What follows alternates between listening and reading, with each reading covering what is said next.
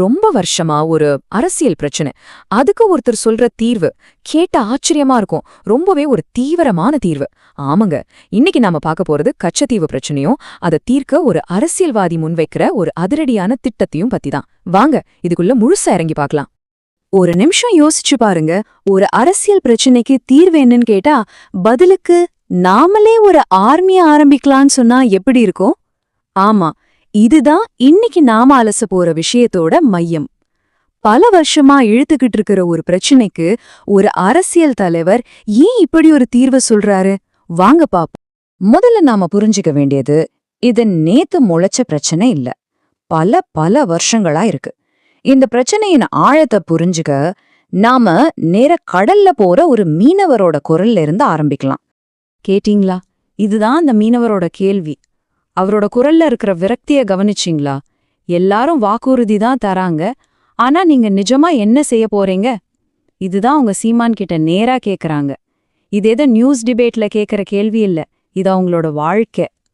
சரி, புதுசா கேக்குறவங்களுக்கு அப்படி என்னதான் இந்த கச்சத்தீவு, ஏன் இவ்ளோ பெரிய பிரச்சனையா இருக்கு? ரொம்ப சிம்பிளா சொல்லணும்னா அது ஒரு சின்ன தீவு. 1974ல இந்தியா அதை ஸ்ரீலங்காவுக்கு கொடுத்துடுச்சு, அவ்வளவுதான். ஆனா அந்த ஒரு ஒப்பந்தம் இன்னைக்கு வரைக்கும் நம்ம தமிழ்நாட்டு மீனவர்களோட உயிருக்கும் அவங்க குடும்பத்தோட பசிக்கும் பெரிய ஆபத்தா அமைஞ்சிருக்கு. அப்போ அந்த மீனவரோட கேள்விக்கு சீமான் என்ன பதில் சொன்னாரு? வெறும் வாய் வார்த்தையா? இல்ல, ஒரு முழு திட்டத்தையே சொன்னாரு. அந்த திட்டத்தோட முதல் படி ஒரு தனி கடலோர படைய உருவாக்குறது.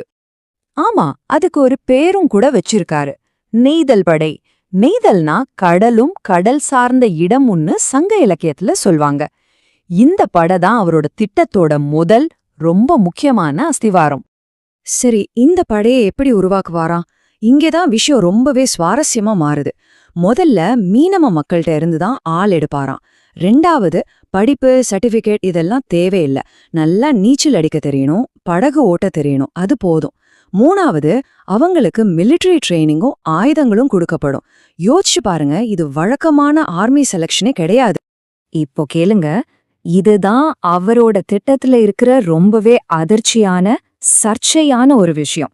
அவர் என்ன சொல்றாருன்னா, நான் உங்க கையில ஹேண்ட் கிரனேட் கொடுப்பேன், யாராச்சும் தொட்டா தூக்கி வீசுவாங்க, ஒரு தடவை வீசுனா போதும், திரும்ப பக்கத்துல வரமாட்டாங்கன்னு. இது ஏதோ தற்காப்புக்கு சொல்ற மாதிரி இல்ல, நேரடியா தாக்குதலுக்கு தயாரா இருப்பாங்கன்னு சொல்றாரு. சரி, ஒரு பக்கம் ராணுவ பலம், அது மட்டும் போதுமா? இல்ல, இதுக்கு ஒரு அரசியல் நகர்வும் தேவை இல்லையா? சீமானோட இந்த அரசியல் சதுரங்கத்துல அடுத்த மூவ் என்னவா இருக்கும்? வாங்க அதையும் பாப்போம்.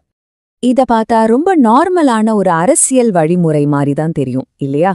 முதல்ல தமிழ்நாடு சட்டசபையில கச்சத்தீவை மீட்கணும்னு ஒரு தீர்மானம் போடுறது, அப்புறம் அந்த தீர்மானத்தை சென்ட்ரல் கவர்மெண்ட்டுக்கு அனுப்புறது. இதுக்கு முன்னாடியும் இது பல தடவை நடந்திருக்கு. ஆனா இதுக்கப்புறம் தான் உண்மையான ட்விஸ்டே ஆரம்பிக்குது.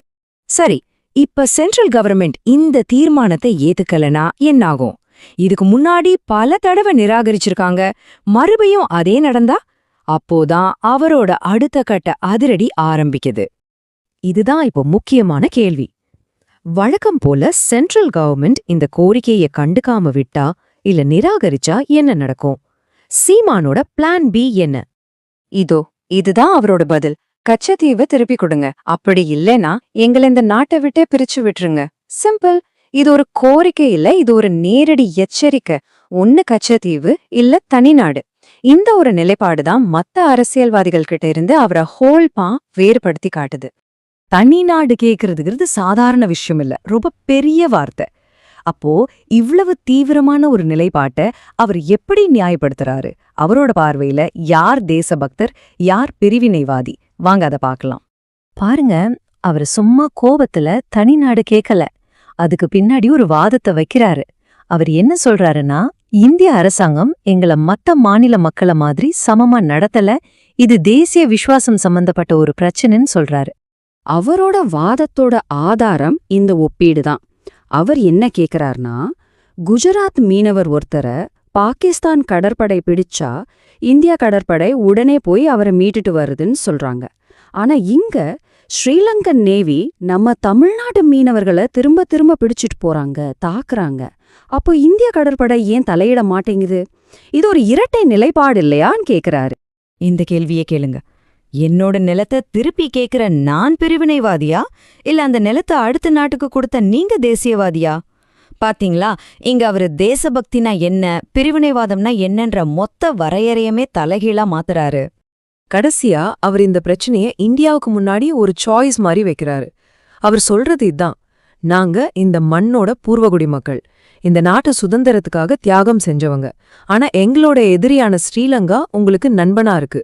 இப்போ நீங்க தான் முடிவு பண்ணணும், நாங்க வேணுமா இல்ல அவங்க வேணுமான்னு. சோ இது வெறும் நிலப்பிரச்சனை இல்ல, இது ஒரு விசுவாச பரீட்சைன்னு அவர் சொல்றாரு. கடைசியா இந்த ஒரு உருவகத்தோட முடிப்போம். அவர் சொல்றாரு, இன்னைக்கு இந்த சேவல் கூட்டுக்குள்ள இருந்து கூவுது, ஆனா ஒரு நாள் இது கூரை மேல ஏறி நின்னு கூவும். அப்போ நீங்க பதில் சொல்லியே ஆகணும். இந்த வார்த்தைகள் ஒரு எச்சரிக்கை மாதிரி ஒலிக்குது இல்லையா? இது வெறும் தேர்தல் நேர பேச்சுதானா, இல்ல ஒரு பெரிய புயலுக்கு முன்னாடி இருக்கிற அமைதியா? இத பத்தி நீங்க என்ன நினைக்கிறீங்கன்னு யோசிச்சு பாருங்க.